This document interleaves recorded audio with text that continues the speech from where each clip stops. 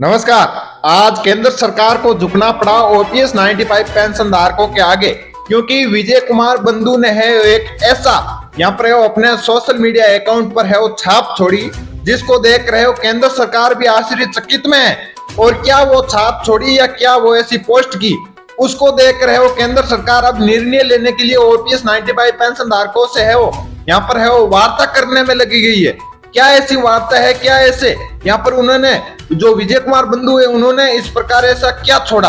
बात करेंगे इसी टॉपिक के ऊपर। इसी के ऊपर तो आप इस वीडियो को लास्ट तक बने रहे। और यदि आप इस चैनल पर नहीं हो तो नीचे दिए गए बटन सब्सक्राइब के ऊपर टाइप करके चैनल को सब्सक्राइब कर लीजिएगा, क्योंकि आज सभी के ईपीएस 95 पेंशन धारकों के लिए व ओपीएस 95 पेंशन धारकों की छोटी बड़ी लेटेस्ट अपडेट इस चैनल के माध्यम से दी जाती है। बात करने वाला हूँ कि यहाँ पर विजय कुमार बंधु जो ओपीएस 95 पेंशन धारकों के आगे एक मुख्य रूप में भूमिका निभाने वाले, एकदम हर वक्त खड़े रहने वाले है, वो ओपीएस 95 पेंशन धारकों को न्याय दिलाने की पूरी कोशिश कर रहे हैं। उन्होंने अपने यहाँ पर है 2 से 3 दिन पहले है वो ओपीएस 95 पेंशन धारकों को अपने है वो सोशल मीडिया अकाउंट पर है वो एक पोस्ट की थी, और उस पोस्ट में लिखा गया था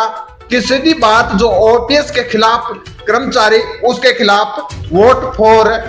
यहाँ पर है वो ओपीएस, ये हैशटैग में लिखा गया था वोट फॉर ओपीएस। इसी को देख रहे हो केंद्र सरकार को बड़ा झटका लगा, क्योंकि 2024 में आने वाले चुनाव है और इस चुनाव को देखते हुए जो कर्मचारियों की संख्या है और रामलीला मैदान में जो संख्या देखी गई थी उस संख्या को देखते हुए ओपीएस 95 पेंशन धारकों की संख्या कम नहीं है।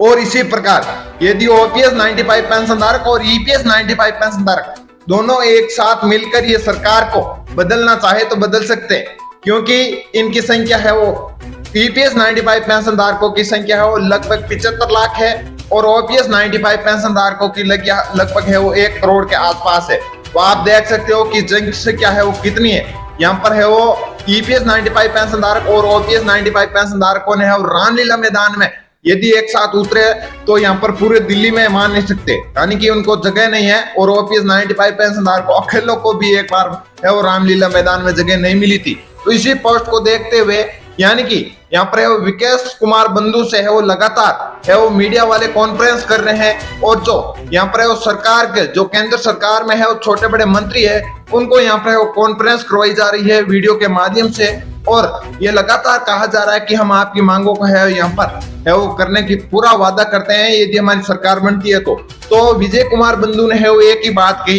कि यदि अब आपकी सरकार है तो अब आप कुछ नहीं कर सकते हो, तो अगली बार जब आपकी सरकार रिपीट होती है तो आप क्या कर लोगे। इसमें है वो साफ नजर आ रहा है कि सरकार है वो ओपीएस 95 पेंशन धारकों को न्याय नहीं देना चाहती है। जैसे आप देख सकते हो कि यहाँ पर पंजाब में जो सरकार है एबीपी की जो सरकार है वो ओपीएस 95 पेंशन धारकों को है वो ओपीएस है वो पेंशन दे रही है, ना कि एनपीएस यानी ये जो न्यू पेंशन फंड है वो लागू न करके ओपीएस यानी कि पुरानी पेंशन ही उस हिसाब से दे रही है। और इसमें मैं बता दूं कि यदि ओपीएस 95 पेंशन धारकों को पेंशन मिले तो लगभग है वो 44,000 रुपए पर महीना पेंशन मिलती है, और एनपीएस यानी कि उस हिसाब से पेंशन मिले तो यहाँ पर है वो इन्हें लगभग है वो 16,000 और 15,000 के आसपास ये यहाँ पर एनपीएस से ये पेंशन मिलती है। तो आप सीधा और साफ सुथरा आंस यहाँ पर है वो अंतर देख सकते हो कि कितना बहुत ही बड़ा अंतर है। और लगभग यहाँ पर है वो सभी ईपीएस 95 पेंशन धारक की इसी प्रकार यदि एक साथ एकजुटता के साथ यदि उतरे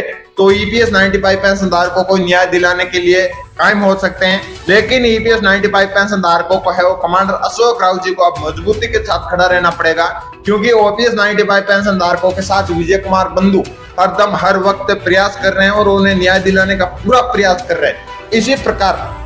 यदि ओपीएस 95 पेंशन धारकों के ही प्रकार यहाँ पर है वो काम करे तो ईपीएस 95 पेंशन धारकों को भी है यहाँ पर है न्याय मिल सकता है। इसी को देखते हुए चुनाव को मद्देनजर रखते हुए सरकार कहीं ना कहीं बौखला गई है और ओपीएस 95 पेंशन धारकों के ऊपर जल्दी ही कुछ निर्णय ले सकती है, क्योंकि सरकार है वो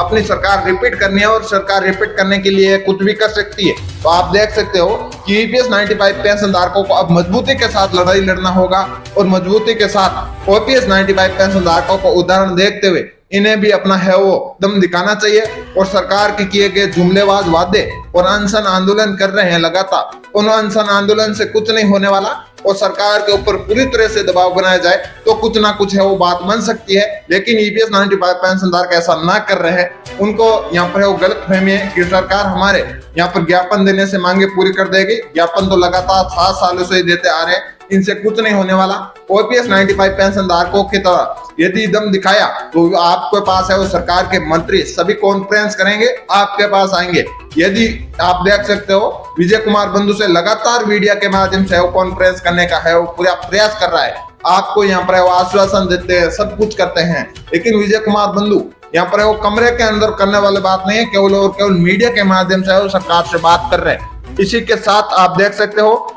ईपीएस 95 पेंशनधारकों को भी आगे आना होगा, सड़कों पर उतरना होगा और तभी यहाँ पर न्याय मिलेगा।